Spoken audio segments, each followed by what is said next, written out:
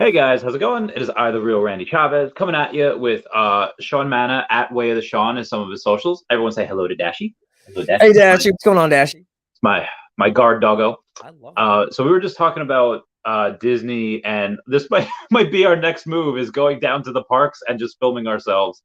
And That's a solid move, man. From what you told me about how like some people like really like collect a bag and could really start to bring in finances just from streaming themselves or broadcasting themselves or like doing their own like little walkthroughs in the yeah, Disney parks. That's pretty solid because people love that stuff.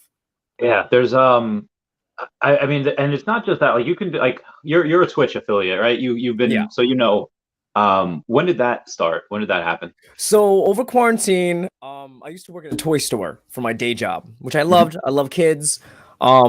But once quarantine happened, I'm like, oh god, these kids are gross and they sneeze and pick their nose and don't wash their hands. So Yeah. what else do I want to get paid to do to pay rent that I still like?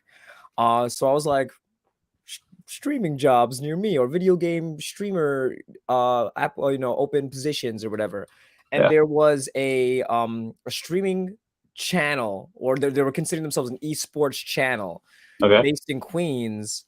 And I worked with them a little bit, but once I got there, I realized the CEO is not a gamer and doesn't know the gaming industry, Okay. and had like a really lazy, uninformed game plan of what gamers want to see, what kind of content gamers like. How do you get to that position of CEO of like this? I think she just had the money, maybe. I don't know. I don't know. Okay. I think she's done some entertainment stuff before and was like, hey, there's a lot of money being made in esports right now. Maybe I could take advantage of this.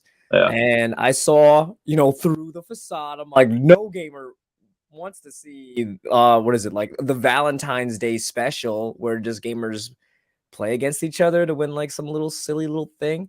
So No. like I pitched my own stuff to her. I'm like, listen, I've been an actor since I was 4 years old. I've been a gamer since I was like 7. So No. like these are two worlds that I'm very familiar with, and I know how to incorporate what gamers want and what's entertaining. Um, and she wasn't really that interested in that. Mm. So I figured I could just stream myself and maybe do this my own way. So I stream now. Now I am a Twitch affiliate. I've been plateaued at 305 followers for like 2 months because it is consistency. Yeah. And as a streamer, that's like my fourth hustle because I'm an actor, I'm a writer, I make music on my free time. And I'm out there trying to live a life, and Yeah. get some living. So I stream whenever I game, I do stream, but I don't game as much as I normally do anymore. So it's really like You're coming in and out a little bit. Oh, okay. Yeah, put that a little closer. A little closer. Is there a way I could like boost my audio up? Echo cancellation. Does that help? Oh, that did not help. automatically to just mic volume. How am I sounding here? Yeah. So like it goes like here and then up here. Hello. And then back down here. About here. Yeah. Here? Yeah. That's nice. You had it where you was like I was about here. Is this too loud or is it? No, that's good. That's good. That's great. Okay, cool. Oh, thank you. All right. Where did I leave off? The 350 followers streaming every day when you game. Yeah, so I'm like I plateaued at like 305 followers. I'm like stuck there because I don't stream as consistently, and streaming is all consistency because you want to build a repertoire, get the same people coming into your thing. And if I'm only streaming like once every 2 or 3 weeks, I get like maybe 1 or 2 viewers every stream. So I'm not really making any moves, but it's super fun. I do get paychecks because my fans do give me bits. They do give me subs. So every now and then I get like a little paycheck. Nice. This chair was bought with subscriber money. So so I had enough subs, and I'm like, this is enough for a gaming chair, which I've been dying to get. Let me just get like a fairly affordable one. So I made this off my subs, even though I'm not even like making huge moves. People were like me enough to invest a little bit and help me on my way, which I'm appreciative of. Yeah, I've been thinking about trying something like that as well. Like I know people can stream on YouTube and Twitch at the same time. If you're not an affiliate, if you're an affiliate, you have to stream on Twitch live, and then you could upload to whatever platform. Oh, so you can't do like I can't be like on Twitch over here and YouTube over here. You can't be simultaneous if you're an affiliate or if you're a partner. So if you're not, so once you get to that place, you have to go live and then re-upload the whole stream for the YouTube rewatch, if you will. Oh, that could be. So that would be hard then. Yeah, I'm not sure about because I'm sure YouTube has their partnerships, Facebook has their partnerships. I'm not sure what their rules regarding that is, but Twitch is kind of like the spearhead in the streaming sector. Even though they have a lot of stuff to work out themselves, but yeah, we're kind of pigeonholed there for a little bit. Yeah, I mean, I guess I could do two different things, like because a lot of my streams at night are just based around crypto and veve, like we were talking about with the Comey, and Twitch. I feel like would be more gaming. Like I would totally go and just do Mario games or Pokemon. I would like speed run stuff. I mean, the speed runs on Pokemon, they're so hard. It wouldn't be competitive. I would be like more creative with it. Yeah. Like, okay, how to beat this whole game with just a B drill or something, Ooh, that's fun. Yeah, I've done it before. It's so hard. You have to. The beginning stages are hard because you have Brock and Rock type. So you have to like poison them, get really lucky with the RNG. right. But afterwards, it's easier when you get to Saffron City, and you can get Swords Dance. And which edition is this? It would be blue or red. So yeah, so OG, yeah. Because once you get Swords Dance, the way it works is your stats are your attack is like tripled. It goes up 2 stages, but not only that, every time you anything that's affected to your stats, all of your badges activate as well. This is called like a badge glitch. So you get higher defense from the boulder badge and attack from this, and speed from like the thunder badge. So once you do like 1 or 2 things of Swords Dance with B drill, your attack is insane, but everything else is insane also. So you just start rolling through. You can teach like Ice Beam. I think it's nuts. Whoa, yeah, pretty fun. And I know like so. This is like the I don't even know how to put this. The crutch I got on myself as a Twitch streamer, because I love to stream, I love video games, but I don't watch many streams. And also, in addition to consistency, it's networking, and you want to make real friendships and real relationships with other streamers and stuff. And I don't really watch Twitch streams like that. And if I am gonna watch it, it is something casual, something niche, and something that like the streamers playing for themselves rather than overly competitive nature or whatever. Like I find myself going like to nostalgia games when it's like 1 a.m. and I like I'm chilling, I'm going to sleep. Let me watch somebody play Jack and Daxter. If anyone's playing that right now, and if there's like one guy, I'm like I'm there for them. Whatever, boom. So going into like a niche like kind of speed run, just your own style and just like for a personal win rather than a record or anything like that. Like I love that kind of stuff a lot personally. Yeah, it's fun. It's exciting. And when you're playing, what do you play on Twitch? I play a lot of Vampire the Masquerade Blood Hunt. It's a new battle royale. It's like Fortnite, but instead of like building, as you do, you're all vampires and you have different powers of like projecting, like astral projecting yourself, or blinding them with your beauty or whatever, and you're climbing on the walls. You have super speed, and as you're climbing and as you're trying to gun down other vampires, you can feed on the AI, the random humans just in the world, just on their phone or like trying to open their car, or like just like smoking a cigarette outside like a little cafe, and you can just run up to them and start feeding on them. And then you get like a boost. You get like either a melee boost or blood regeneration, so your health comes back faster, or your powers regen quicker. So the more people you feed on, then your powers get buffed, and then you get good guns, and then you're gunning down all these vampires. It's so hard. It's so hard. But, I love vampire gothic stuff, so that is like really great for me. I also play a lot of Doom, Doom Eternal, and modded old school Doom, and Halo Infinite, because I like Halo Infinite. And then some like random stuff here and there, some Red Dead, some Rocket League, and every now and then I choose a single player game to just like go through and beat that. I did that with Sleeping Dogs during Chinese New Year, which was great. Sleeping Dogs is one of my favorite games of all time now after playing that, so that was awesome. So the vampire games that I've tried to think I've played, like I've always wanted a really cool Blade video game, and I don't think they've made one yet. Blood Rain. That would probably be the closest thing you get for the OG Xbox.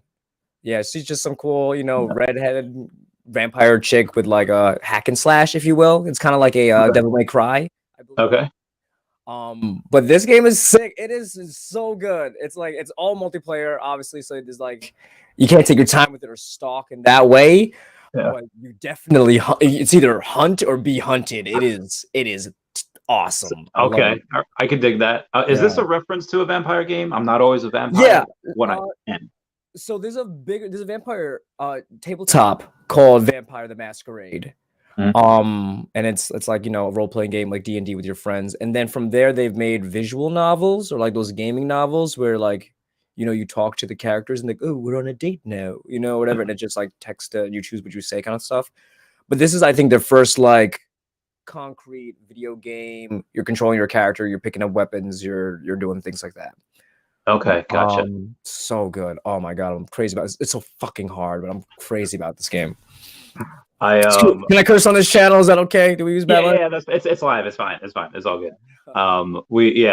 There was I had Darcy Donovan on yesterday, the lady I was telling you about, with thanks for the advice for the headshots, by the way. I wound up just sending them all because I just did. Like is what they like, Yeah. You pick their favorite. But then I had and she like cursed, like, oh, can I curse? Like, nah, it's fine. There was so we're talking about video games. I remember we played Worms once, and my god, I still remember this because for anyone that doesn't know what Worms is, like one of the greatest video games on Xbox Arcade, and you have these things called banana bombs that one explodes, and then like it explodes to like shards, so 6 different smaller bananas. It explodes here, there. But you and John Chan were in like this horseshoe, so you're in this closed environment, and you had the banana bomb, and you're like YOLO, and you put the banana bomb in there, and then you guys went sky. You got yeeted into the sky. Yeeted like off the skybox. Yeah. So for those who don't know. Worms is a game. It's a strategy game, and you play 2 teams of worms. Was this the 2D one or the 3D? It was 2D. Okay, yeah. So it's like a plain level battlefield, and it's turn based. So you pick your worms, you choose what you want to go, what weapon you want to use, and then you can. But it's not really level. There's like a whole bunch of. No, there's layers. There's elevation things. So you have to like use jetpacks and ninja ropes and smart jumping, and there's like nitro boxes and stuff that could like make the terrain explode. So one bomb can make a huge mess, but 7 bombs can blow the place sky high. I remember that. John Chan, shout out John Chan. Oh, great times, dude. Yeah, he's a cool dude. Love that game, and love those times. Yeah. So there was I was telling you about the veve app. They had this these Star Wars lightsabers that are coming out. Ooh. And yeah, so they already have like R2D2, and they already have C3PO, which is great. But they have these lightsabers, and we were talking about it the other day, like yesterday, like on the podcast or just on the stream that I had. And we're talking about Star Wars video games. And this wasn't like the greatest video game ever. Probably not a lot of people play it, but I like airplane, like Star Fox type of video games. Yeah, so Star Wars Starfighter was really good for me. The with Mace Windu on the front, the Jedi Starfighter one. No, it was just like you're never outside of the ship. You have like 3 different ships that you could choose from on each random mission, and it was just that one. But have you played like Knights of the Old Republic or? Yeah, I do. So you know how like some people do like rewatches of shows and stuff like that every year, and I do the same thing. But like I play Knights of the Old Republic 2 every year. I have just a playthrough because I love that game so much, and I love the first one so much. And they're 2 of my favorite games. I'm a huge Star Wars fan. Huge. Yeah. And Star Wars Knights of the Old Republic 2 is like remarkable for me because like you really sit in like the gray area of Star Wars. Like it's not just the dark side and the light side. It's like there's also no rules here, and people do things to serve themselves. And you think you were doing something good for that person? Well, your choices do have consequences. And although you were trying to help them, that got them in trouble with this guy. You know what I mean? Yeah. And then so like a story that plays in the lines of, sure, you want to be good, but how much good does being good get you? You know what I mean? It's like chaotic good. Yeah, kind of. Not necessarily chaotic. More in the realm of like you think you're helping this person, but by you even choosing to interfere or like interfere with their business or do something here, the ripples of the effects that you make are more than you could ever know. The butterfly. So yeah, you gave this beggar money or whatever, but now, like when he turns the corner, he didn't have any money before, but now he's getting robbed. And he could have been like, oh, I got nothing. And they're like, oh, so we can't even rob this guy. Now he's got something. Now he's in a bad situation, kind of thing. Yeah. Like there's one of the first choices in the game is that choice of being a beggar, and either you're like, get away, old man, and Kriya's like, why did you do that? Did you know that this person yada yada? And if you give them money, she'll be like, why did you do that? Look at the way this person, look at them now as they're walking down the street and what's going to happen to them. Let's observe. So it's a way to early on teach you in the game of be careful of how you mingle and interact with the world around you, because you may want to do good or you may want to do bad, but outside sources, your effects will go into these outside sources, and that you don't know the domino that you tip over and where that goes. And I find that so striking, because life is in black and white. You know what I mean? Yeah, that's agreed. And they have. I wonder if there's ways that people. I'm sure there are people play it like, I'm going to be the most neutral person, or they try to be like the worst, and it ends up being. I wonder if you try to be the worst and you try to be the best. I wonder how in the middle those decisions get you, like regardless of what you do. And I find like I play true to self usually. So there are times where I'm like, I'm gonna be a little asshole here. I'm gonna be a little, or like, I'm gonna look out for myself, or I'm gonna be charitable. So I look at my character and his color palette from blue to red, and it's maybe a little bit blue on the smoky side, but it's mostly gray. You know what I mean? Yeah. So I'm sure like leaning into heavy red is just gonna be like easy peasy. You're a villain. Yeah. Star Wars: The Old Republic, the MMO, has really cool things because you think you're gonna say something that's villainous. You think you're gonna do something that's villainous, and depending on your teammates' moral, conclusions, it may be villainous to do that with a villainous character who's a teammate. But that specific reaction or that specific decision could be like, oh, I disapprove of that. No, I'm cool if you slaughter everybody in this room, but like you like taking my pay cut, or like you working with this hut or whatever, that's against my agenda. So that's really, I like stuff like that a lot, because then you're like, oh no, I was trying to bang out my sidekick, but now she's mad at me because I was flirting with this girl. You know what I mean? I like those choose your own adventure games a lot. They're great. Is there have you seen I forget which Fallout it was, but there's a Fallout game where like somebody beat it by not killing anybody. I forget. I've heard of that. There might be 3 or 4. Yeah, it might be 3, honestly, because 3 is bellissimo, and there's a lot you can do and like without doing the main game, if you will, and going about or going around the game, if you will. Yeah, I'm not sure. I've been playing 76 though. I like 76 a lot, especially like in the midst of like the Russian situation, the Russian-Ukraine situation. Like I'm in the vibe of post-apocalyptic future. So I was playing a lot of 76, and I thought that was a really great Fallout game, despite like not being heavily narrative or anything. Because like theoretically, when I played Fallout 3 and New Vegas, I just wanted to explore and see where this stuff takes me, and that's essentially all what 76 is outside the battle royale realm. Which the battle royale is also really hard too. Those battle royales are hard, man. Kids just be playing that shit all day. I can't. I'm bad at games now.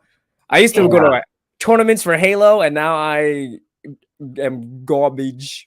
No, I'm still good at like the old school like Super Smash Brothers. I imagine I'd still be good at Worms, but yeah, a lot of the stuff now like they're so intricate, and kids just.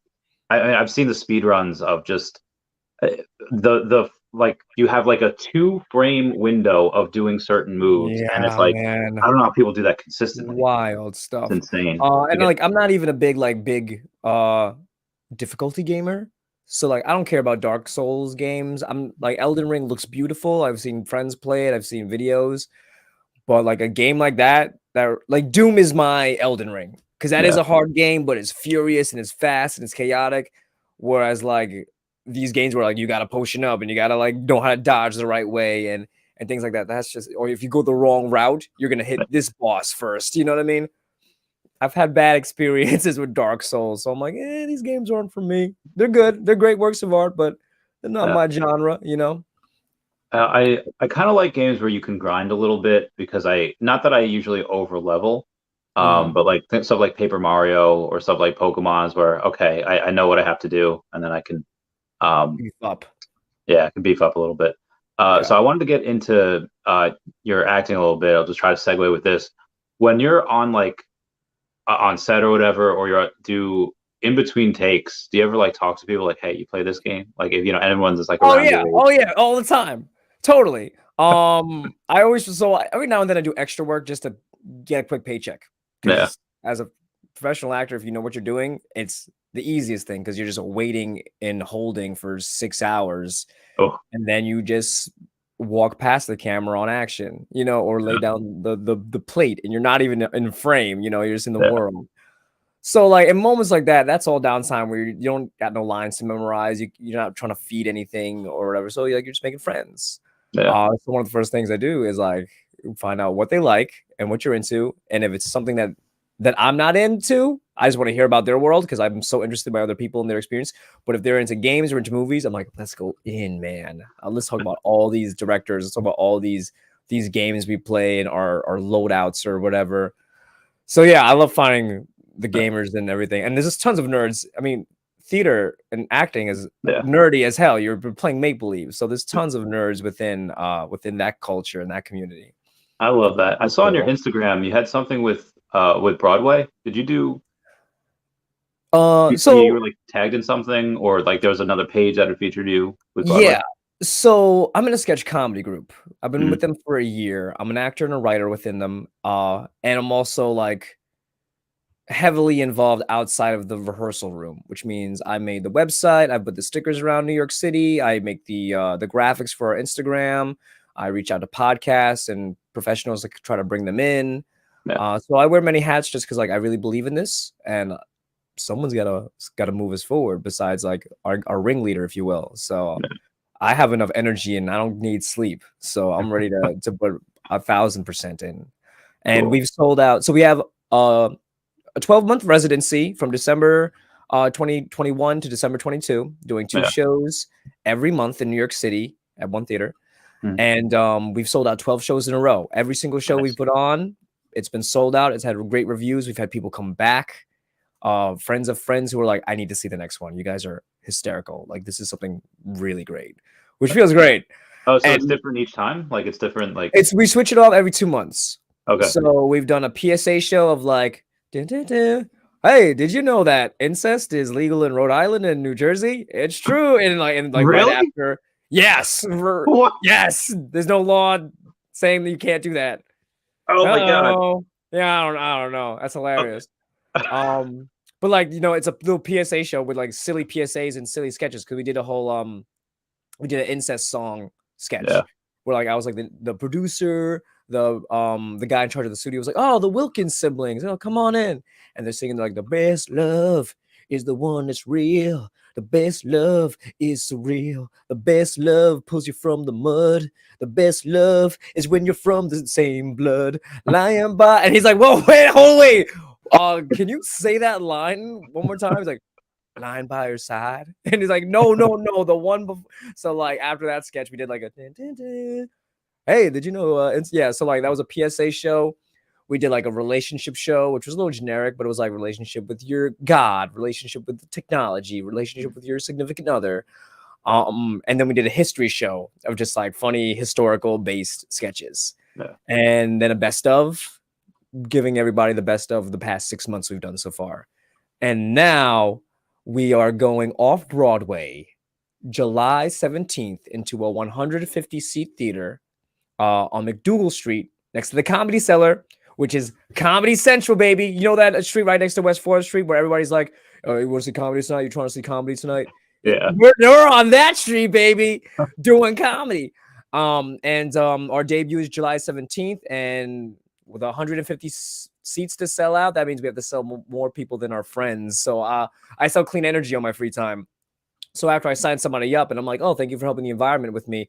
Can I give you a different kind of pitch? It's not about energy or the environment or anything. Do you like comedy? So I've been trying to pitch to like the random people who are down to help the environment to like come see my show, buy a cheap White Claw, laugh a little bit, and then we all go to the bar together. And that's what, and we've been making success doing that, just making really funny sketches. I feel like this is like a dichotomy of friendship I've had like in middle school. That's how like rock solid it feels. You know what I mean? I'm having the time of my life, man. Writing, getting better at writing, making my friends laugh, and then making a whole audience be like, "Hey, man, this is something really special."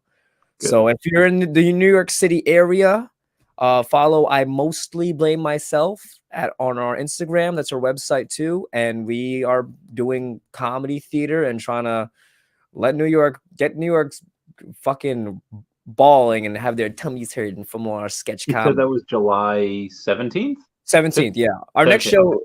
our next show is June 9th and 10th, which is still in like the smaller venue. It's a 50 seater, 55 seater, which is still pretty nice. That's going to be murder themed, so there's some murder based sketches.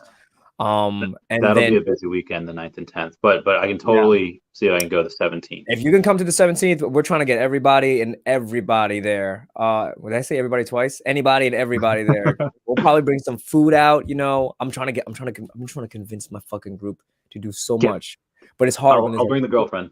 Yes, please do.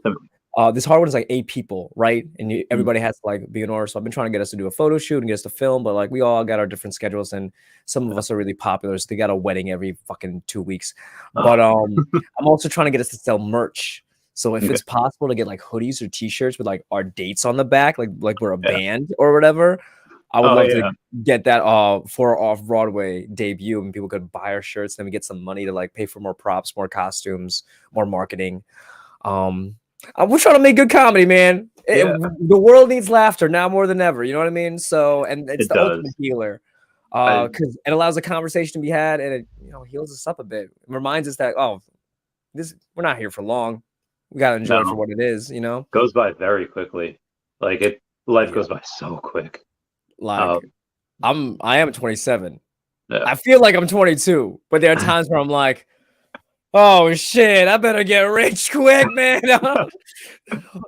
Yeah, I like there's times where I feel like, I feel like I'm like 15, 16. I'm playing video games. I'm like eating Taco Bell, and and sometimes where I feel like I'm in my 20s, like I'm driving the car, listening to rock music, but other times I was like, I'm at the gym, it's like, man, I'm fat. Like this is not working out anymore. Word, man. I kicked my ass skating 2 days ago because I skate. I'm not good, but it fills my soul. And I really went in, and it was like a hot ass day. 2 days ago, it was swampy out, and I almost threw up when I got to when I met my friend up to get dinner, and I'm like, yo, can we get a seat like right now, because I need water, because either I was dehydrated or I was like in a heat stroke borderline, and then I woke up the next morning, my whole body like, oh, what did you do to yourself, Sean? You can't do this. This is not good for your body. But you gotta do what you love, you know what I mean? Yeah. The song you were singing before, that kind of reminded me of I don't know if you ever seen Ferrets. He was that dude that did he was that dude that did the Candy Mountain Charlie. Like oh yeah. Ferrets. That's what his name was? No, the Ferrets is a song that he did. It's like a minute and a half or 2 minutes long. It's like 2D, like really, really, really like what's the word, like minimal animation or whatever. Yeah, it's like maybe like not even Flash. Like it wasn't that well done, but it was like the thing. It was perfect. And he starts like by saying about like an apple pie and stuff like that, and then he starts talking about like eugenics, and then he starts talking about like I love like the shower of blood like going down my face. I was like, oh my! So it starts out like really kid friendly, like Happy Tree Friends. And then it like takes the turn where you're like, oh fuck, this is crazy. Yeah, that's we love that humor. Yeah. Dude, is there anything that you don't do, like because like, oh, this might be too offensive, or because like, hey, I'm brown, I can get away with stuff? I like getting away with everything. We have 3 Jewish men in our team, and they love Jewish jokes so much. Like in our history show, in our best of show, and it's one of our most raved about sketches. There's an Anne Frank musical. Oh God! And like our main guy plays Anne Frank. The music is great. It's like a great musical, and it's really funny because like it's about her and a Nazi that fall in love, then like I know, right? It's Stockholm syndrome kind of thing. But then she kills him at the end, and then sings like the beautiful song. It's very Tarantino. It's super funny. It's super duper fun. But yeah, we've run into a few conversations of like, For instance, our friend wrote a great. I love this sketch. A great abortion sketch where it was like a famous Hollywood producer writer who made this like groundbreaking show years ago is back, and he's giving his pitch, and every pitch is like a metaphor for abortion, and one of the studio executives get it, where it's like it's a whole society in a cave, and they don't know there's an outside world until one woman wants to leave the cave, but before she leaves it, the hand of God plucks her out, and like, you know, kind of things like that. And the woman's like, this sounds like the same concept, and we don't want to do, you know. So like, it's a funny sketch. And so we had the conversation because like we've had some members of the group who know people who have had abortions. And that might be a sensitive subject. Me, people gonna be sensitive, bro. And I feel like if it's funny and if it's not like punching down, it should be doable. If it's like speaking to it, or like if it's just like mentioning it, I don't think that's inherently bad or offensive. Just don't like make people feel like shit for being who they are or doing what they, you know what I mean? But like some people are being on the topic, are just they don't even want to touch the subject because I don't want to. But like, I like a little danger. I love people that swing for the fences. Like in I think in BoJack Horseman, I don't know if you ever seen it. It's got they have this whole like half of the cast are like animals. Like it's animated, so that half the people are animals, half the people are like people. And this one like porpoise or like dolphin, her name is Sextina Aquafina. Nice. And I think she was supposed to be like Bad Babby, like the, you know, Cash Me Outside girl. Yeah. And she's like, yeah, like I'm 14, and then she has like she gets pregnant, she gets like, I'm gonna have an abortion. We're gonna live stream the abortion. Yeah, that is funny. And she makes a whole song saying that like brat pew pew brat pew, like she wants to like kill like she wants to kill her baby and kill all babies. And it was like shoot the fetuses. Yeah. That's funny, man. Kill that fetus, summon that fetus, brat pew. Yeah, I was like, oh my, I don't wait with that. Yeah, you gotta know what lines to play. And also like I also come from a place of like when we're having a discussion of what we're trying to write and what we're trying to do in the writer's room, I want you to write the joke. Be brave enough to try the joke. And if it's not it, we're gonna be like, hey, no, that's not the one. Like, that's a really bad. We're like, we'll say that. But like, one thing I'm very fearful of, and I'm fearful of in the matter of the conversation of cultural appropriation or who can tell what story, is writers being afraid to write the projects that they want to write and say what they want to say that calls to them, if they will. So I come from a place of like, but the idea, like what Kanye says, say it out loud just to see how it feels, right? Just say it out loud just to see how it feels. And I think that's really important because either we're going to learn that that's not the right way to say it, or we're going to find the right way to say it that's going to resonate in a way that like maybe only we knew, you know? Yeah. You know, and it's a tricky subject because like people want to now put like race into it where only certain races or only certain genders should write about their experiences. And that's a slippery slope, man. And you're scaring a lot of writers from jumping in and making some great work, because there's tons of great work that was written by people who are not of the culture that their work is set in. So I don't want to see any writer not flourish. Yeah, I know. I want to, like, if it's funny, it's funny. Like, it's funny. Like, I don't know who wrote like Jojo Rabbit, but there's a bunch of like Jewish jokes in there. Like, and he's part Jewish. He's not like like you know, Jerusalem, living in Jerusalem, Jewish. He's a Kiwi from New Zealand, but he has Jewish ancestry. So he's like, this is a fun. Well, this is a story I want to write and do my own switch on, because the book, great story.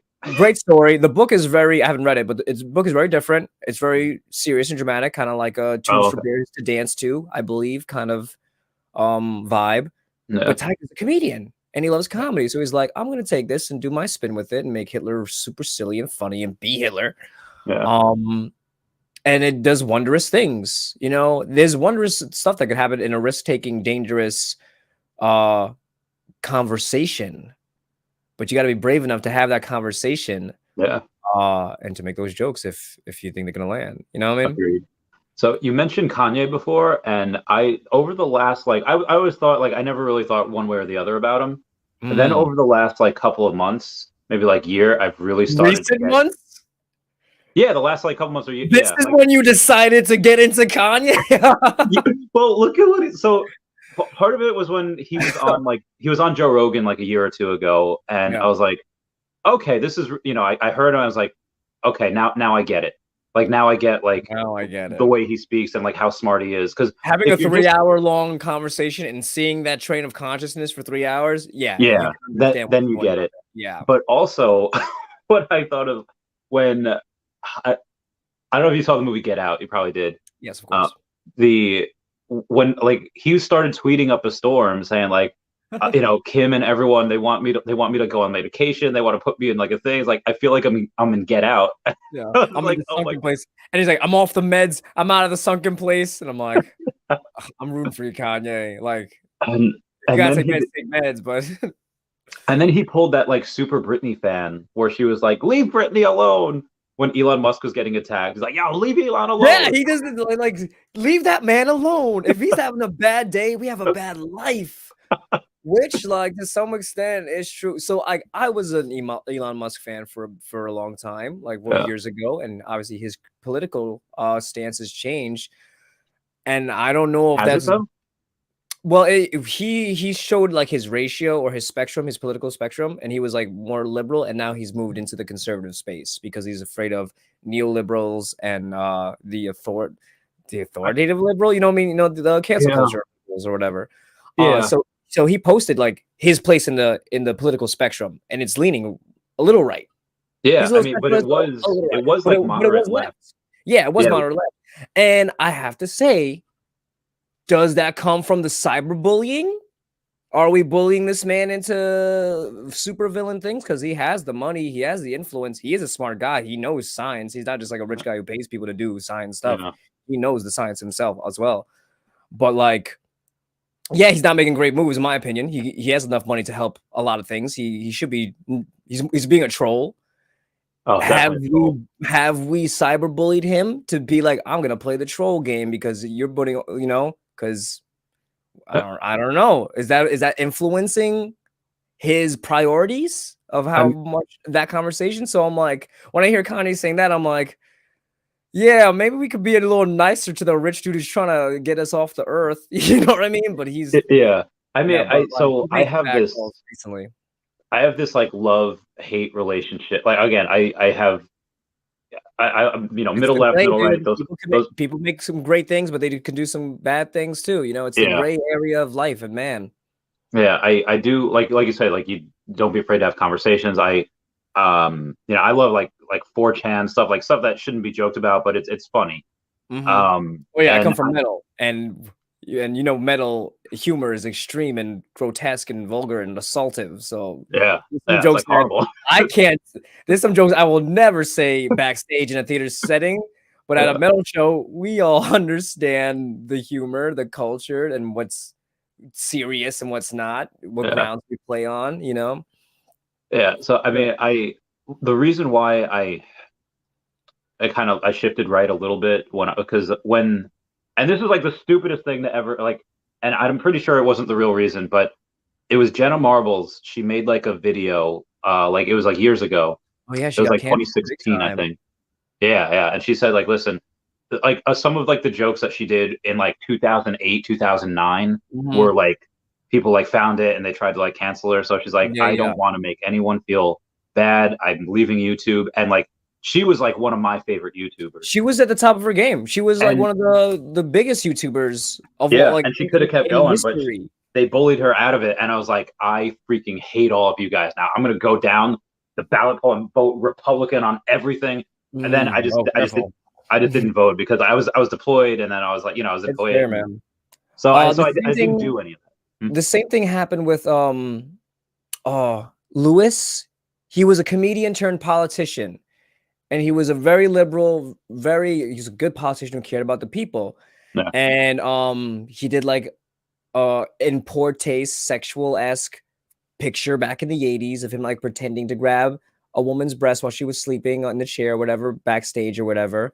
And they pulled out the receipts, and cancel culture came, and he's like, this is obviously embarrassing, and obviously I don't want to have this stigma within the Senate and whatever, because I know how, you know, the reaction is going to be. So he stepped off the seat and stepped off his representative position. And he was one of the most outspoken, because look, entertainers and artists are outspoken. We're loud and proud. You know, we got so like he comes from the comedian background. He entered the political space and he talked loud and proud. And then when this like bad picture from the 80s came out, he's like, okay, you got me in a really bad moment and I'm going to step away because that seems like what you guys want. And we lost a significant ally in that seat, in my opinion. Yeah. So it's a very fucking tricky situation because people do make mistakes. We're only human. And obviously, you don't want to be like, well, obviously sometimes like you're old enough, you know, to know not to do blackface back in 2007. But like sometimes like if people are asleep at the wheel and now we're all a little bit more woke and more conscious and can understand. But like, I mean, this is important. I wanted to like shock people. Like I feel like if you're with someone that's of that race and they're like approving of it, I feel like it's okay. So in 2018 or 2019, me and my friends did a fluff. Well, we went on a Harry Potter cruise and we did like a Fluffy cosplay. You know, like the three-headed dog. The three-headed dog, yeah. So I was like, and they were white. I was like, well, this dog's kind of like brown. I'm like, you guys should like dress up in brown face. You know, just paint your like do like copper tone, like whatever it is. You know, be brown. And they wouldn't do it. I was like, come on, guys, please. That's hilarious. They're like, come on, guys, do brown face. Come on, that's really funny. It's for the cosplay. It's for the cosplay. But they didn't do it. And I was like, I mean, it's fair. That shit could ruin a white man's life, dude. It's true. It's true. And also, like, you know, there are people that are fucking heavily loud and whatever about it. Like, I saw today, like, reading all the stuff regarding yesterday's mass shooting, which is horrendous. And one of the tweets I saw is people going after, like, we have to go after 4chan, we have to go after Reddit and things like that. And, like, I know there's issues with 4chan and other websites like that, but, like, that's not where we start. You know what I mean? We're pointing more fingers, you know what I mean? Rather than getting to the gritty of what's going to solve this issue. And there's so many intricacies. There's a lot of performative wokeism, and people wanting to be quick to rush. Did you see Zoe Kravitz get canceled for that moment? No, what moment? So I'm a big Zoe Kravitz fan. So I was like, how dare you with my girl? Yeah. But so her and Jaden Smith were friends when she was like 23, he was like 15, 16. Did he get it in? I don't know. But on the red carpet, they were buddy, and she was like, "He's so cute, I love him." Yada, yeah, he's so cute, I love him. Nice. So then everybody was calling her a pedophile on Twitter.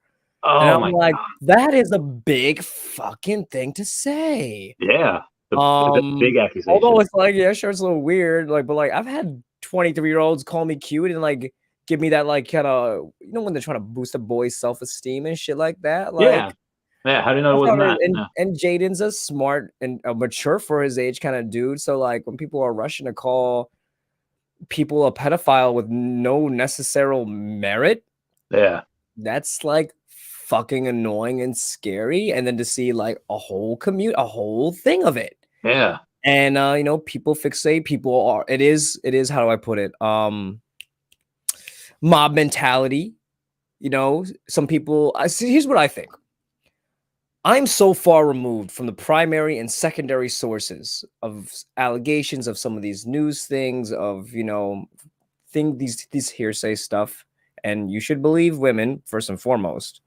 But like, we're reading this shit from people tweeting who read this shit and putting their own 2 cents in. So we're reading a bunch of people's 2 cents about what they think, you know, rather than the primary or secondary source. Yeah. Even with this Amber Heard Johnny Depp situation, and I'm a huge Johnny Depp fan, and I'm rooting for him in this. Those TikToks are hilarious.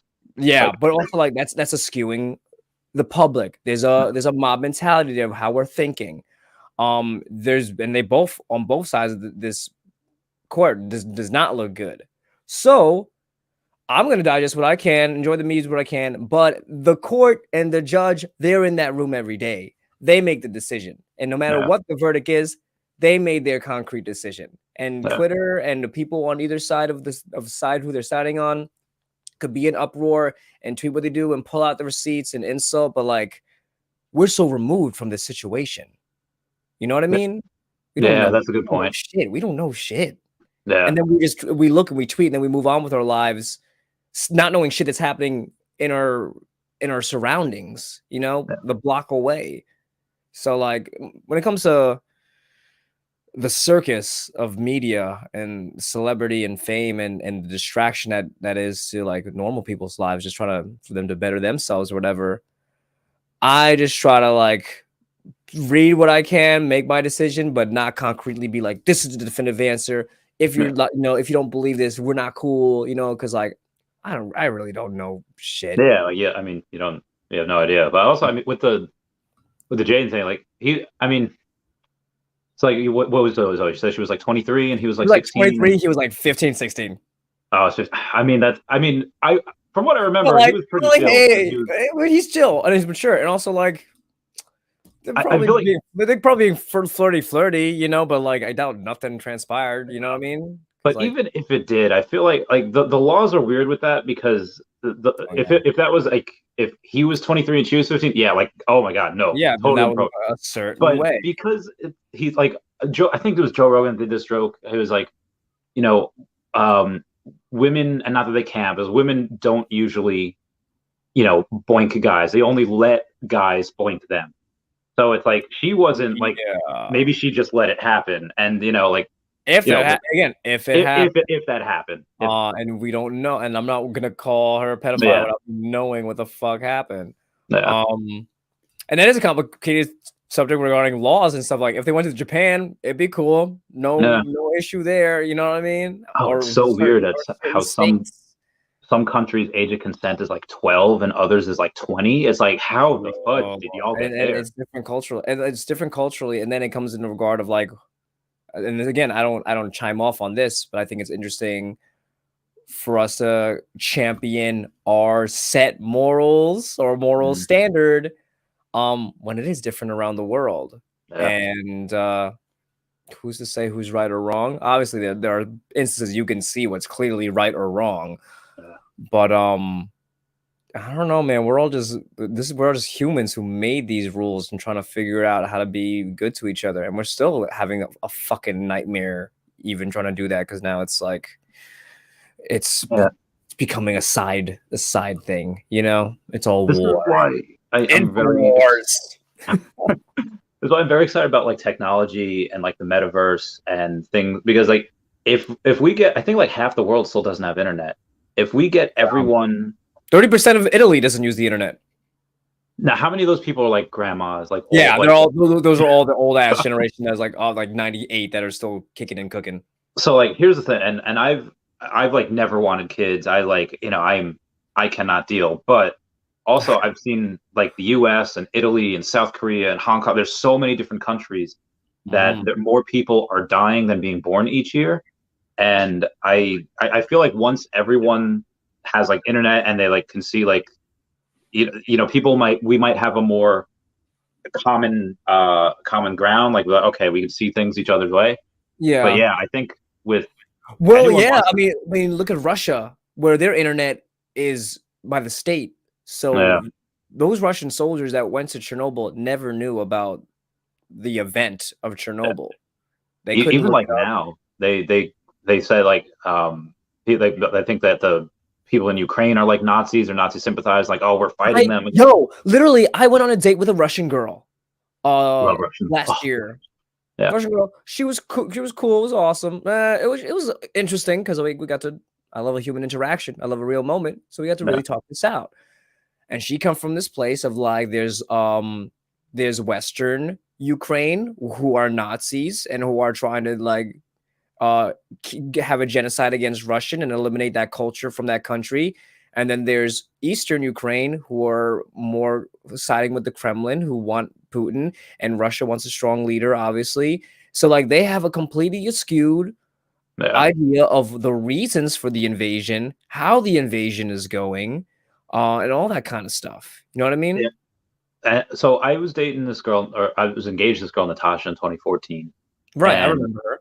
yeah, and we had this so it was weird. We had like this little experiment where she was in Ukraine, and at the time, if you would Google Crimea from Ukraine, it looked like it was still part of Ukraine. If you Googled it, Ukraine in you Google Crimea in Russia, it would put it as part of Russia. And if you Googled it in the US, it had a dotted line around Ukraine showing that it was in like it was in like a fight for it still. Like it was undetermined territory. Yeah, like undisputed territory. And so like and that's one company, that's Google, depending on where you use it from, is showing you different answers. So Google's algorithm is like trying to like I guess cater to the audience, but yeah, it's also catered to your biased. We're also like that's on also our Instagrams, on our Twitter, on our Google, we're being fed the information that we also want to see and that we believe. So then we hardcore sit more in our set ways rather than have the open discussion and learn from another side and make our own concrete decision. I think it's so important for people to have like a mind of their own, to think and have their own, decision. I had a conversation with a friend of mine. She's a hood girl from New Jersey. Was a little ignorant because she was like grown a certain way and taught that this is a certain kind of thing. Okay. And we're having conversations about sexuality because I'm more openly, sexual person. I like talking about it. I am a cisgender straight man, but I'm very sex positive. I'm talking about like, group sex and threesomes. And she's like, hold on. If your partner wanted to have a threesome with another guy, you'd be okay with that? And I'm like, well, yeah, it's not my preference, but like if that's what's gonna make her happy and if you want to do that, I would do that. And because she would probably do the same for me. And she was like, oh no, that's not how it works. It has to be 2 girls, 1 guy, yada yada. And I'm like, you do know you're coming from like the straight male ideal fantasy ideal. Have you thought about like what you want? This is normal because the whole world has been, raised upon straight white male ideals and what they want as the norm and what's right, or we look at homosexual men a certain way and lesbians another way, you know what I mean? And I'm like, have you thought for yourself what you want? Because you're sounding like you're just perpetuating what straight men want, and because you're like, oh no, this is how it should be. I'm like, there are no rules. We could do what we want with our bodies. This is our body, our anatomy, our partners, and what we consent to, and what we both like, or whatever, or whatever. There's no rules of what's right, what's wrong, So I like opened her mind a little bit, and after like 10 minutes of like going into that, she's like, "Yeah, I guess you're right, because that's all I've seen on TV. That's all I've read about. That's on the internet or whatever. So I thought like that's how it should be." And I'm like, "There's no how it should be. It's just there's no rules here. We're just trying to enjoy this for what it is." Yeah. I don't want another dude personally, but like, if my partner has that, I'm open-minded and I understand. It's her prerogative to enjoy what she wants to enjoy. You know what I mean? It's weird how quickly. Like let's say like if you're single or you're whatever, like when you're younger, like I would probably never do that. But then you get with a girl who says, "Hey, you want to try it?" And it's like, I'm constantly questioning. Yeah, and constantly asking. And there's a lot of things are really just being like, no, I was right. I don't like that. So if you like were able to live forever, if you're able to go and say like, hey, like, and let's say it's in a different world or different universe where everyone would say like yes. And it would be completely consensual. Would you ever, like, again, if you could live forever, would you ever get curious and be like, I'm gonna be with a man. Oh, forever? I would try it once. Yeah. You don't know until you try. And like at this point in my life, I'm not very interested. I'm not attracted to men. I get the bad butterflies where like I was like, oh, it doesn't feel right. You know what I mean? Have you ever kissed one of your friends as like for comedy or for odds are or stupid shit like that? You're drunk at a party and the girl's like, "You guys kiss now," and we're like, "Whatever." There was a PI job I had to do once where I had to act gay and just whoa. I'm just drunk at theater parties. But like I've kissed a dude and then like I felt that in something like, oh, that's not right. That doesn't Yeah. feel right. Guys aren't for me. But if I live forever, yeah, I'll try it. Fuck, I might try it like down the line if it's the right guy and I'm feeling right. There's been times because lately I've been dating a lot of androgynous people, androgynous femme presenting people, non-binary feminine people.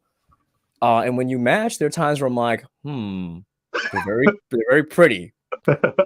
But I still don't know what is there. Yeah. Am I gonna find out tonight what I'm going to do?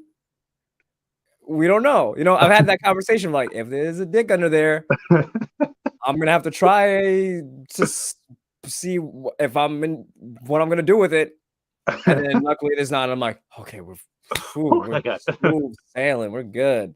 So there was this time. This is the first time I think my subscribers. Like, I don't know how many people will watch this when it's over. We'll hear about this. So there was this girl where I was working at the strip club that had she was taller than me. She was like she had like big fake boobs, and she was just a bigger gal.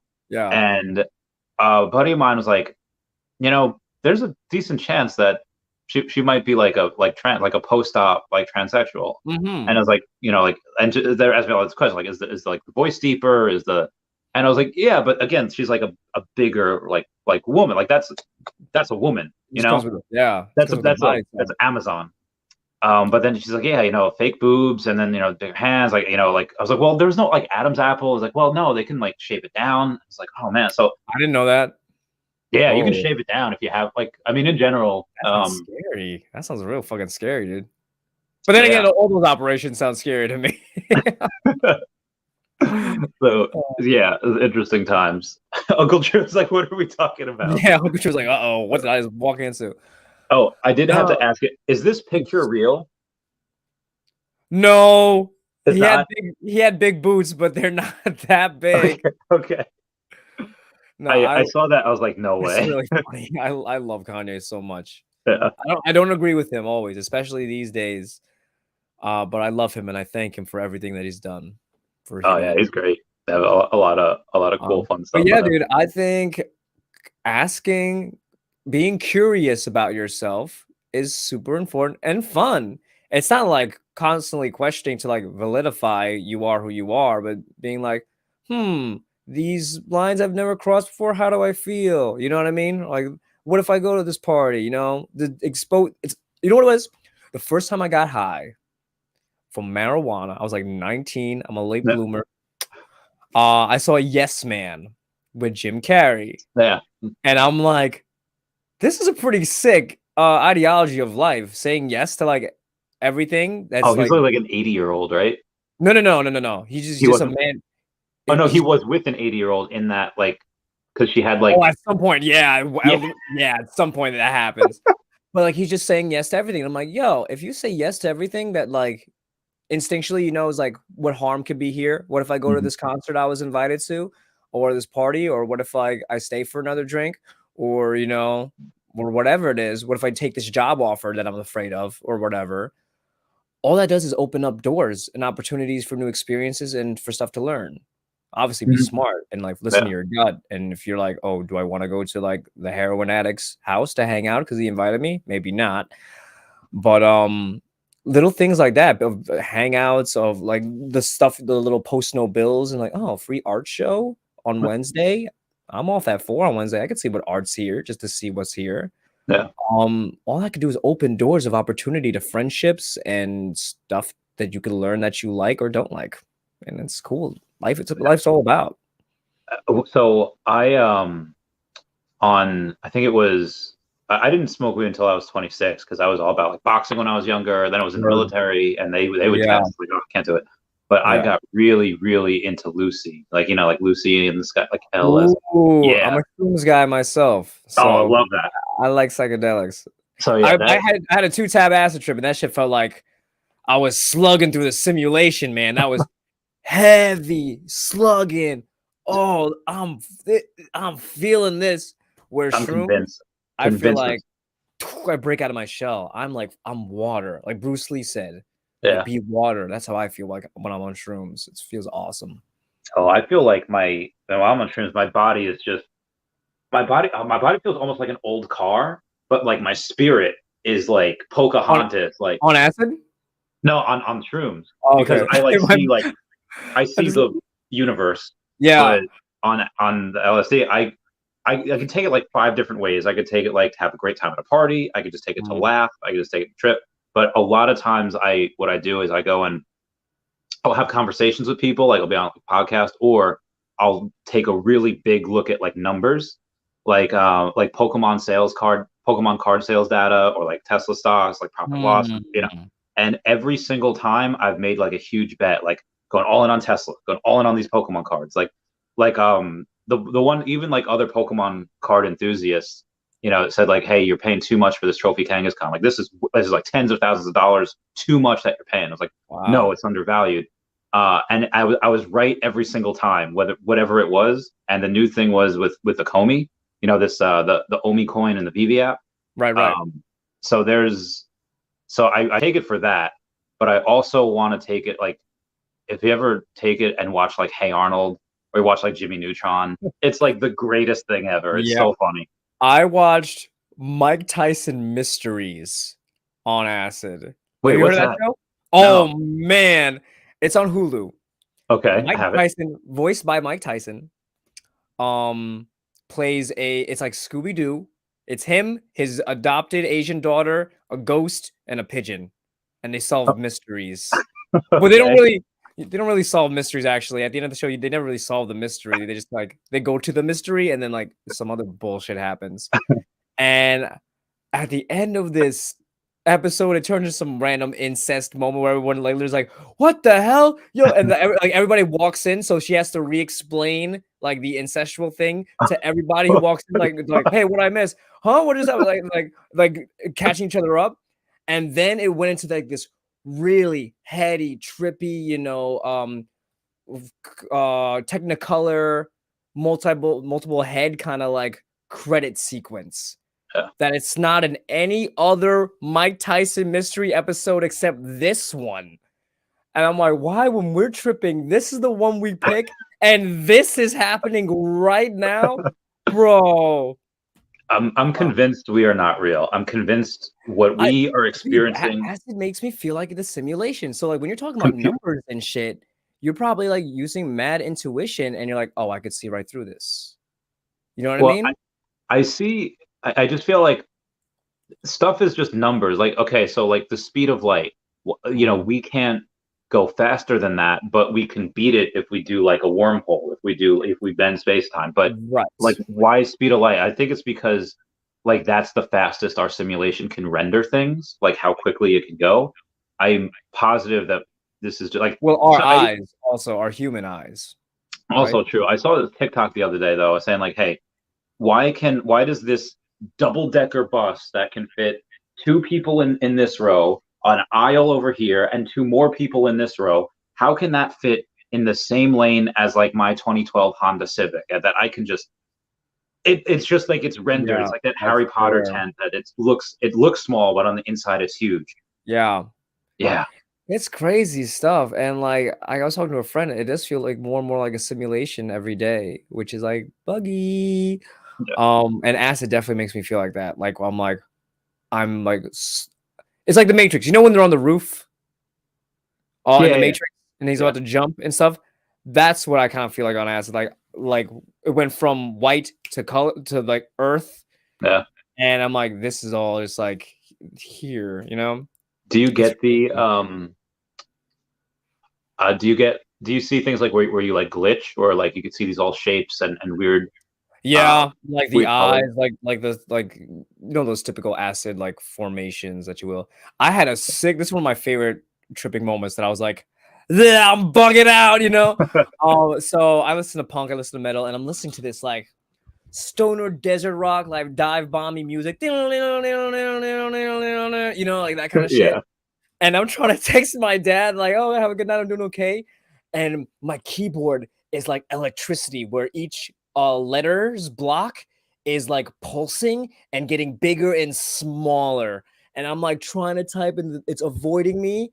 And the keyboard now is like not compact. It's like it's discombobulated. It's Dada. It's Dalid. My keyboard is Dalid on my phone. And I'm like, oh man, I am fucking on one right now.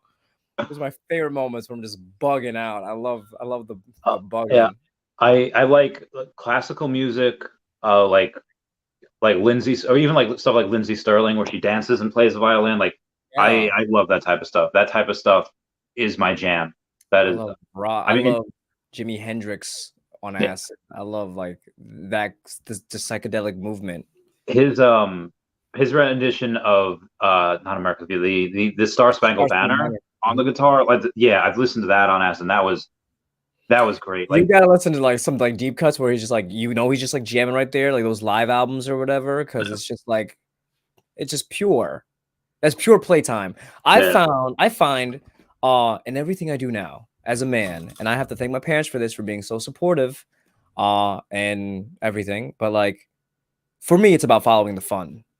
How much fun can I have with my people and to bring something to the table that other people could enjoy and have fun and be grateful for? Because I find that I like I'm very moved by beauty and by inspiration. So there are times like I swell up and tear a little bit thinking about Kanye, thinking about Tarantino, just like, oh my God, I'm alive to witness this and enjoy this.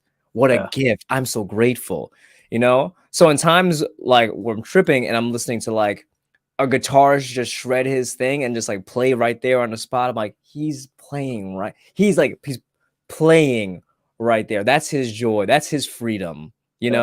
That's how a bird soars, if you will. And that shit just like fuels me. That fuels my solar energy, Yeah, so that's DP as we get to, when we have psychedelic conversations. I get it.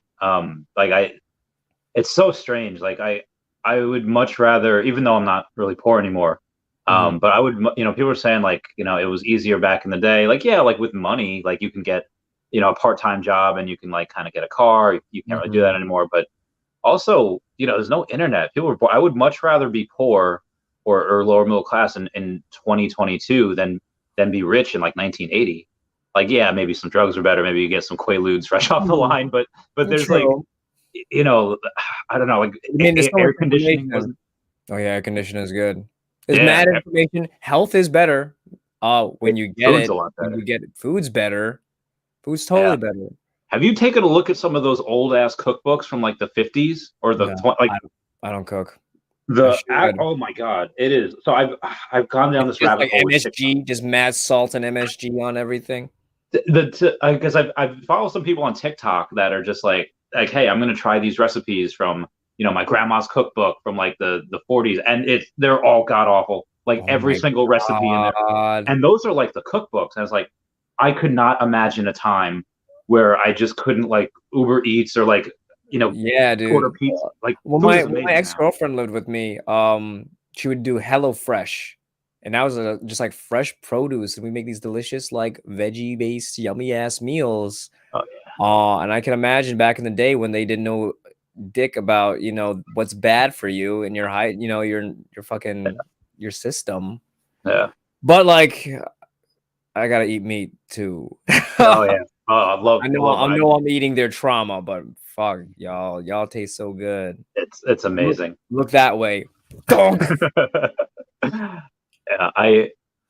the other things that I'm really thankful for is just being alive. Where if you didn't have like the Beatles record or something back in the day, you'd had to like maybe, I don't know, when did cassette? You had to tape it. You had to go on the cassette tape on the radio and then turn it back and then record. I did that when I was like 5 or 6. Yeah, but when did that start happening? In like the 70s or 80s? I feel like 80s. I think 80s. Because if you're in the 60s and that tech doesn't happen and you just have records, how do you listen to your favorite stuff? How do you like, I don't know. Now, radio. I hope some band is playing it at the local Jive, jukebox club. But yeah, I remember because I have one of my favorite things to do, like one of my favorite things to do as a kid.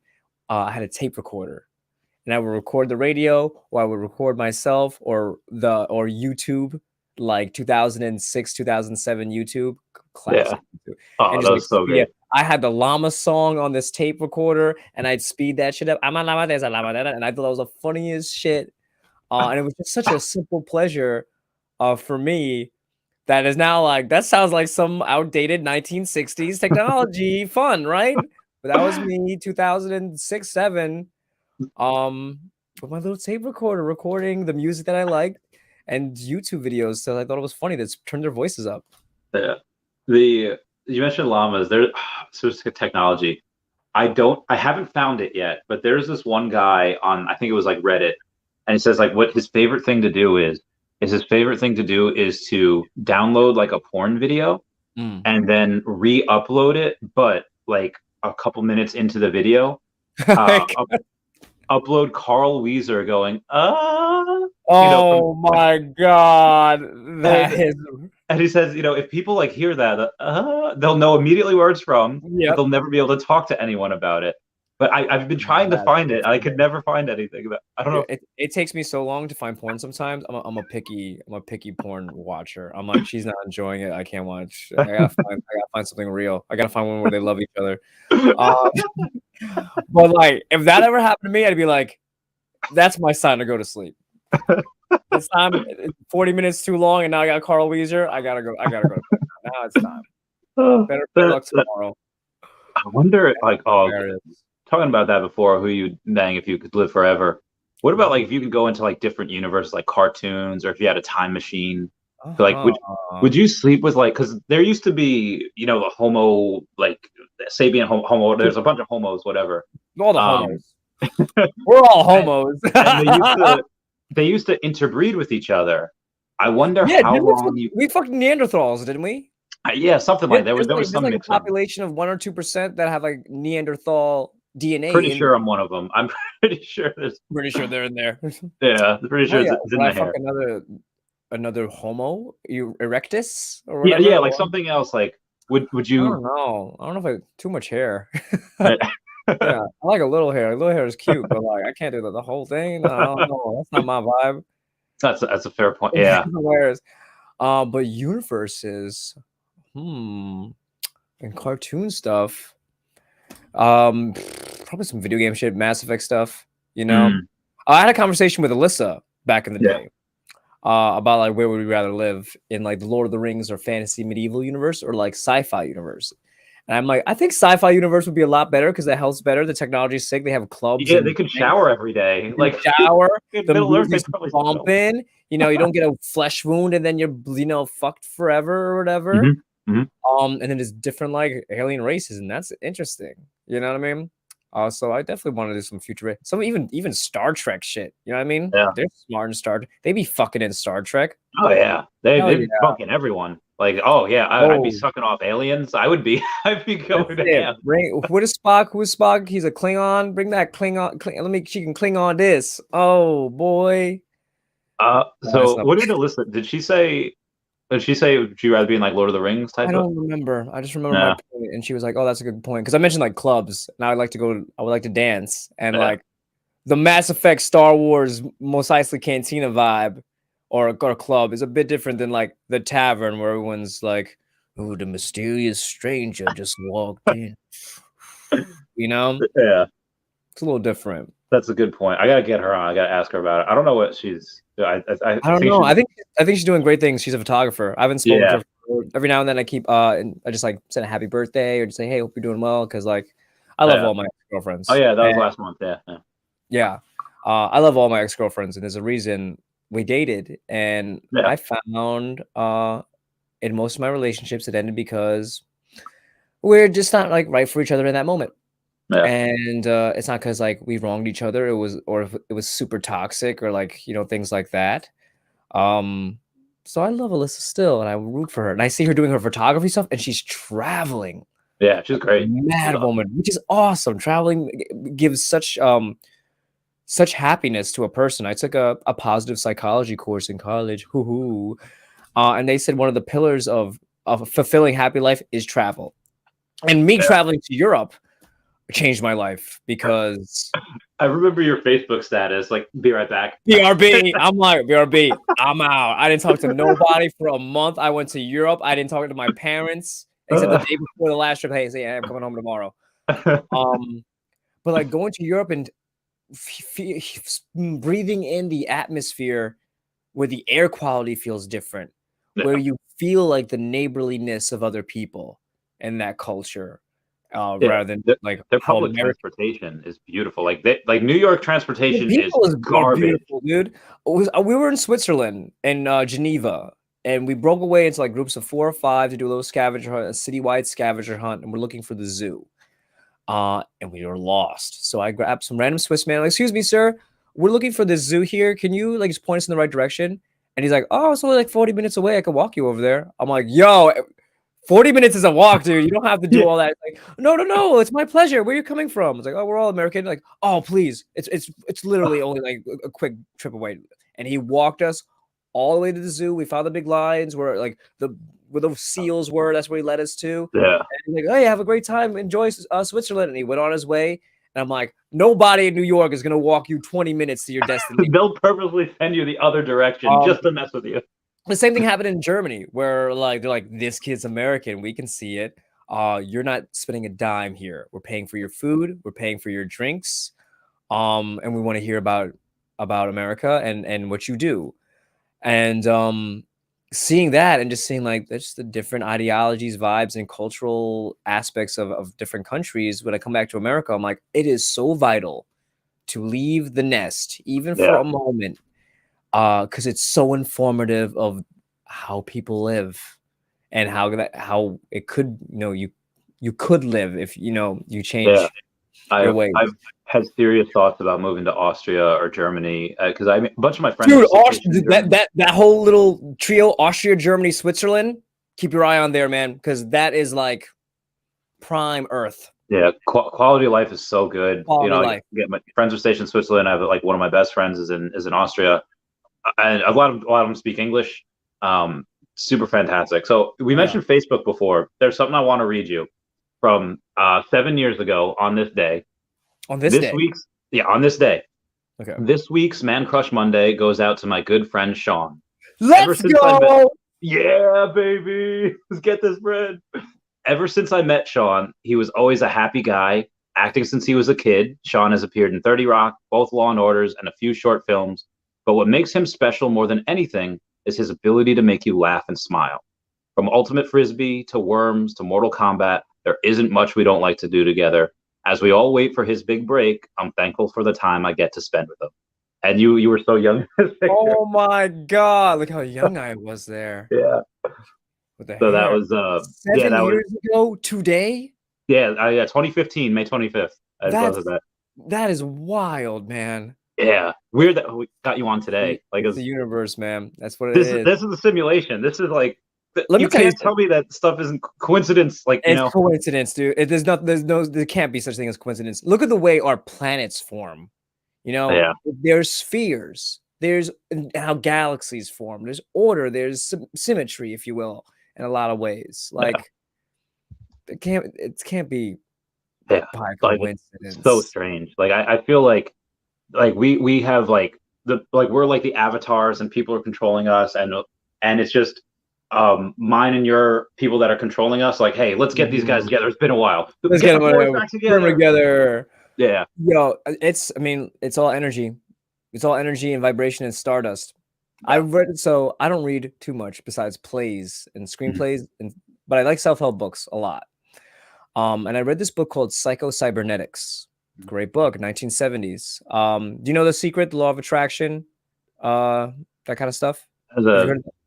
Like every action is equal and opposite reaction, like that? No, the law of attraction is what you think you are, or if you want something, you think it, you attract it.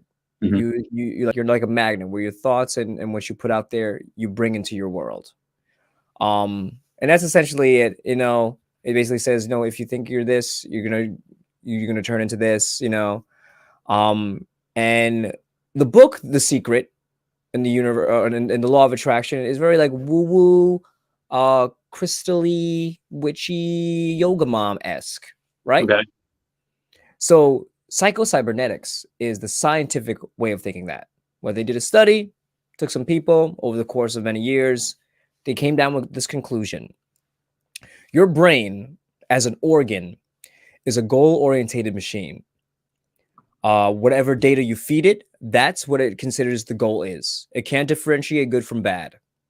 So if you're like, oh, why do I sound like this? Why do they look at me like this? Why do I always act weird at parties? Why can't I never get a break? Right?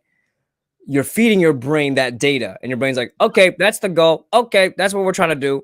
So then subconsciously, you're putting yourself in positions and reacting to things in a certain way to help fulfill that goal. So after reading that book and being like, oh, that's just the secret. You are your thoughts. Yeah. Change your thoughts, change your life, right? I've been 2 years like really working on that and trying to grow into the man that I want to be and the future I want to have and have the impact that I want to do. Yeah. Now I'm at a place where the opportunities that I get, the people that I meet, fall into place seamlessly, naturally, to a point where multiple times a week or a day, people will stop me on the street, either because they like my shirt or they see that I skateboard or whatever reason. And then they're like, hey, let's like talk for like 2 minutes. I want to see what you're about. I want to know what you're about. Really? So yeah. And then in New York. Yeah. So in like Brooklyn though, right? You said? No, in Manhattan. Usually in Manhattan. Or at the bar, you know, because I talk to people at the bar. I like to talk to people at the bar. I'm also an extrovert, so sometimes I pull them. Yeah. But I'm like, my energy is so palpable that not only are people feel brave enough to be like, hey, I like your shirt, but they say, hey, come into my space for a quick moment so I can meet you and get to have this moment real quick. So that's all vibration and energy, right? That we're putting out there. If they didn't feel that, if they didn't trust that they can invite me in their space and I wasn't going to do something to them or wasn't going to give them attitude or reject them, you know what I mean? And I mean, people, I get to direct them to a certain place. I'm like, oh, you're looking for someplace funny? I do comedy on this street and they have open mics all the time there. Just make a left over there, yada, yada. And I send them somebody on their way. Or I'm like, oh, you make music? I make music, yada, yada. Do you know Trish Marlowe? I don't think so. She went to high school with us. Okay. We look way younger than you. So like 2 years younger than me, I think. Oh, okay. So yeah, we would just go the same time. So even in this regard, like this is crazy. This is universe shit. This is like, I see her doing her thing. She's a DJ. She works within the music industry. Nice. I hit her up just because we were in the same theater class, but we were in completely different cliques. We weren't really friends. But we recognized like, you got it. You got whatever is going on. It's like real recognize real. You know what I mean? And I hit her up. I'm like, hey, I see you're doing your thing. I'm doing my thing. Let's get drinks and just like chat and see where we're at because I want to hear about what's going on. And I always thought you were pretty cool and that you had it together, you know? Okay. And when we both met, we both expected each other to be the same exact people, and we are. And it was like a matter of, in high school, we both knew who we were. Yeah. And we saw that the other person knew who they were. So we were like, we're on another level than everybody else here because they're still figuring it out in their ignorant teenage whatever ways. But we know who we are. That's cool. You got this, right? And after talking with her at the bar and yada yada, she's like, you need to come to the parties I've been going to because you're on the same wavelength as the people I've just met in this space. Yeah. And I tell you, man, I went to this party and it was like I was surrounded by the future of artists and innovators and entrepreneurs in this big huge party, like around 60 people, 50 people. But everybody I was talking to, they're passionate, they're fiery, you know, they're go-getters, and they're all intermingling, intercollaborating, open-minded, and curious about everybody else. Yeah. And if it wasn't for me detecting, oh, Trish got something going on. I got something going on too. I want to see where we're at in our world, and maybe we could share our experiences and learn about how we're moving in the world. Yeah. And now she's brought me into her space where I've met so many people now that now I have little things in the works, and they're coming to support my show, you know, and things like that.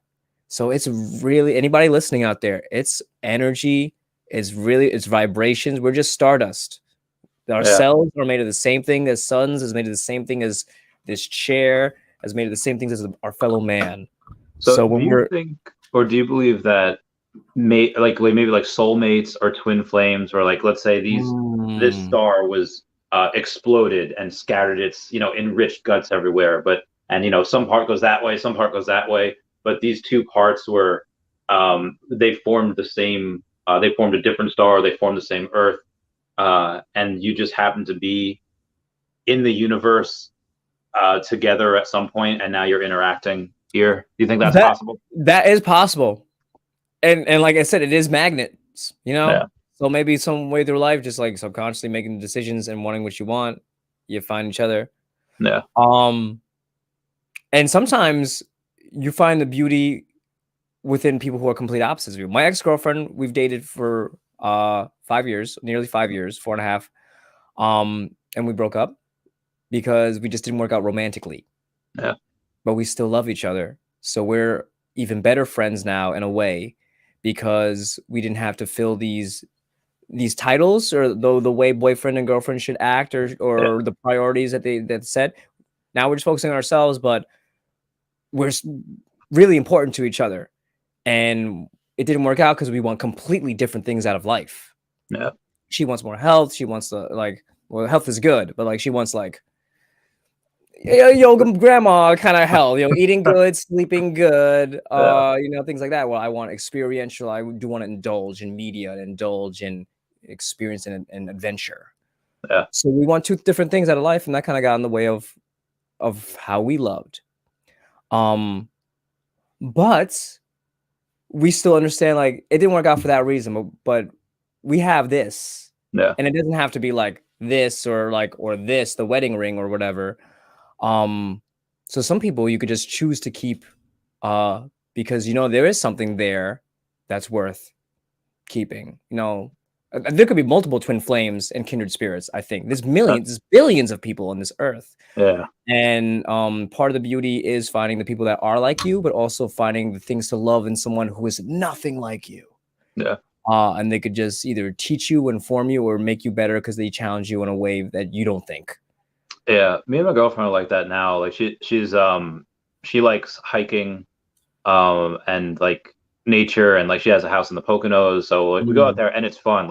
Just drinking a glass of whiskey in the middle of nature, you feel like a man. You feel like I am I don't know, nature man. There's something primal there, Yeah, there is. But then there's also there's no that is a tech dead zone. There is no internet. I am gone from the face of the earth for days until we come back. And that's kind of rough because I work as in YouTube, and it's in podcasting, and I do minimum of one video and one stream a day. I'll have 2 streams a day. I'll do you right now. I'm gonna go to the gym, I'm gonna eat some food, I'm gonna do another stream, and then I'm gonna do just a video at night. And just I don't know, it's being away, just I feel like I'm missing out on stuff. They just had the they have a Medium article, and the secret rare is Ahsoka Tano's lightsaber, which I don't know if you've seen the have you seen the Mandalorian series or the Book of Boba Fett? And I've seen both of them, and I love both of them. Some of the best Star Wars to ever come out, ever. Oh my God. Love both of them. They should just give Dave Filoni and Jon Favreau control. Just give them the keys. Give Dave Filoni and Jon Favreau the keys to the galaxy. They have earned it. Please. Whatever they need, whatever they want, they can do no wrong. Dude, I go to bed, I swear to God. And there are times when I remember, I'm like, okay, I want to manifest, I want to psycho-cybernetics, think about where you want to end up. I imagine myself walking on set into the volume, this 360 screen, and we could put any environment, any building right there. Yeah. Right now. Oh my gosh, man. So that technology, Jon Favreau developing that technology through Lion King, and then through into Mandalorian, and then Dave Filoni with just a passion for Star Wars and Star Wars storytelling, man. They're making remarkable television, in my opinion. Yeah. It's the best. They're so good. They're this is I'm geeking out. I wish they would do a not even like a redo. Like, you know how like the prequels like get a lot of crap, but the Rebels and like the Clone Wars, the animated series, those were so good. Great. So great. Rebels is so great, but a lot of people haven't even seen it. Rebels is awesome. Yeah, Really good show. Like there's so much good content in that. There's so much good content in the comics that I wish they would bring to, like, I want to see that scene where Ahsoka Tano, like they don't show it, but I want to see that scene between her and Luke Skywalker as like, no, he turned back to the light side before he died. I want to see her break down and cry. I want to see her get give me that, please. Give it to us. We need it. Yeah, man. I mean, we can see it in flashbacks. There's some great stuff that they're doing, man. They got like really brutal in Book of Boba Fett. They showed Mando like slaughtering that what do you call it, like underground shop or whatever. Yeah, it was like, oh shit. Mando he's gunning. Rebels is arguably the best Star Wars yet. Sleepy Comics said that's sweet. Yeah, Sleepy's a homie. He's a cool dude. He knows more about comics. That he's forgotten more about comics than I'll ever know. Like he's just he's got a bunch of like grails like in his house. Oh, this is like a 9.6 this. Oh, like that's sick. Yeah, amazing. So cool. Yes, proof you don't need to follow that Skywalker path. I'm really curious what the next ones are going to be. The next movie. Oh yeah, I hear Taika is in charge of it. They love Taika. Right. I mean, Disney's like Taika, you're the man. Yo, I love Taika. Yeah, Taika's great. Ragnarok is top 3 Marvel. Yeah.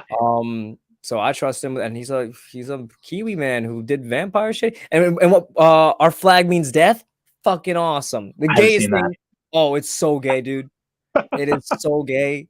It is so funny. It is so funny and so good. And I love pirate shit too. Like I'm about to get a pirate, well, not a pirate tattoo. I want to get my own idea for like a pirate flag, right? If I was a pirate, what would it be? And in this German chapel, there's a marble, chiseled marble of death blowing bubbles. He's sitting and blowing bubbles. And I'm like, what a playful way to like to conceptualize the fragility of life. So I want that tattooed on my thigh because I feel like if I was a pirate, I'd have my death blowing bubbles. That's pretty fucking fun. And it's also like, beware, because like we're gonna fuck up your ship. But Our Flag Means Death is like all, you know, it's a whole pirate aesthetic on HBO.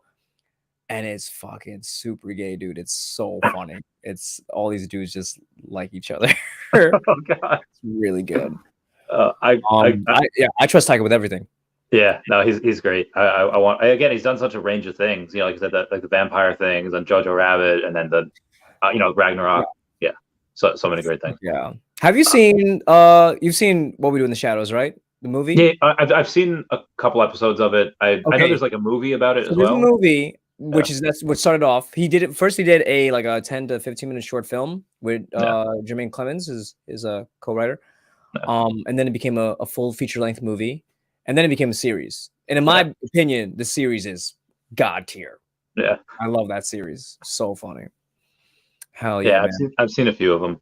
I forgot. They have the prequel to Rogue. They have the Andor series coming out after Obi-Wan, which so Disney they're playing dirty now. Like, and I love it. It's like when Goku is trying to do the Kamehameha over here and Cell's down there, and then the instant transmissions to where Cell is. Like, that was the dirtiest move ever. Yeah, man. Oh, so Disney said, you know what, we're gonna have Obi-Wan Kenobi series launch on the 25th to kick off Star Wars week. You know, that Appreciation Week, and then they find out, Netflix is launching Stranger Things on the 27th, season 4.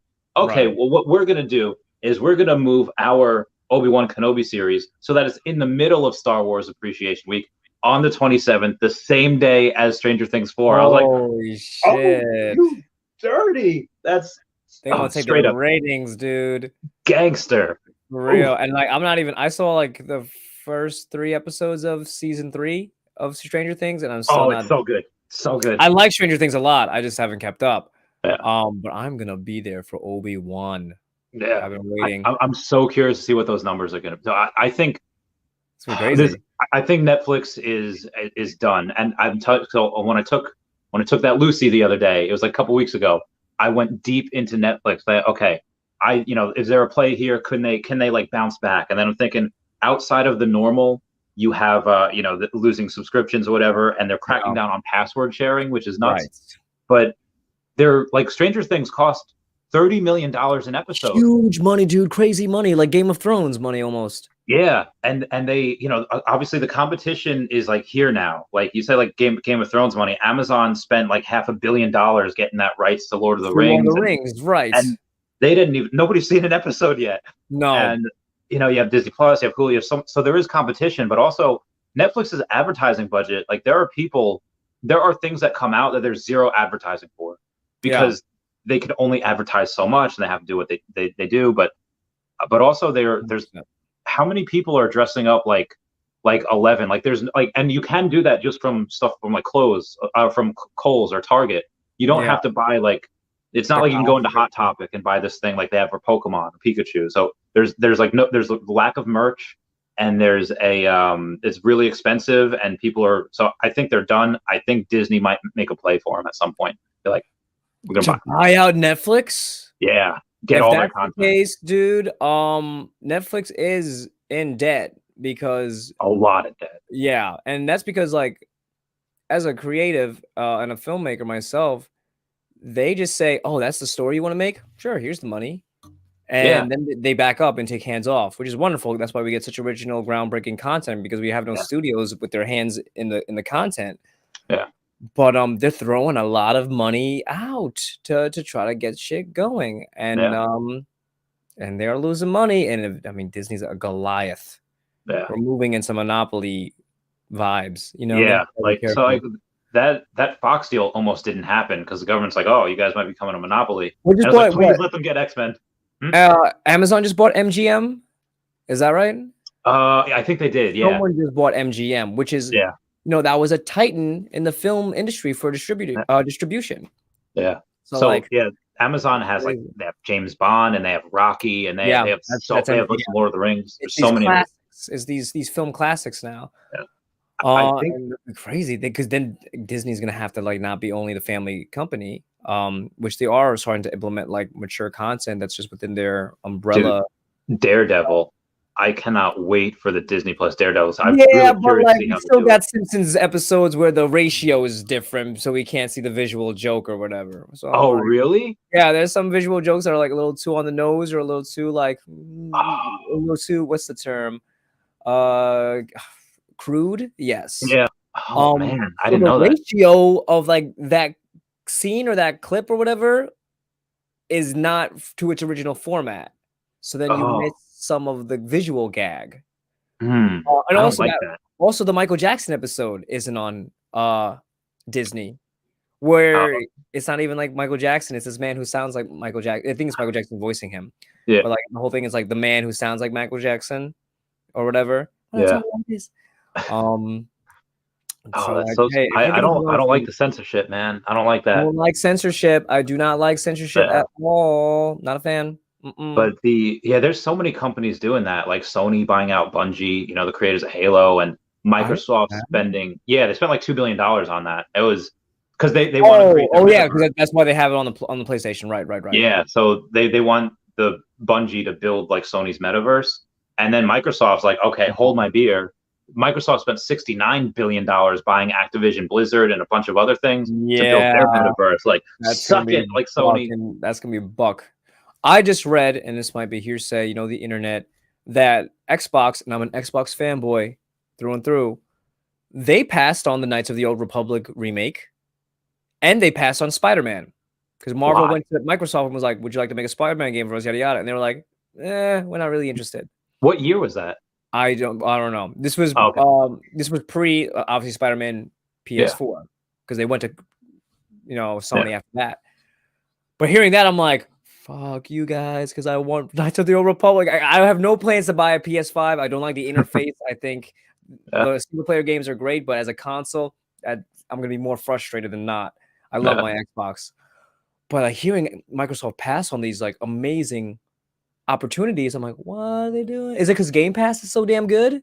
So you're like, we gotta take a few L's. What's going on here? Yeah, like Spider-Man. Like, if Spider-Man is like great. That is the superhero. Like when President Obama comes out and says that Spider-Man's his favorite superhero, there is no higher praise. Like that the sitting president decides to go and oh yeah. What if he's like a calendar man? Yeah. What do you play on?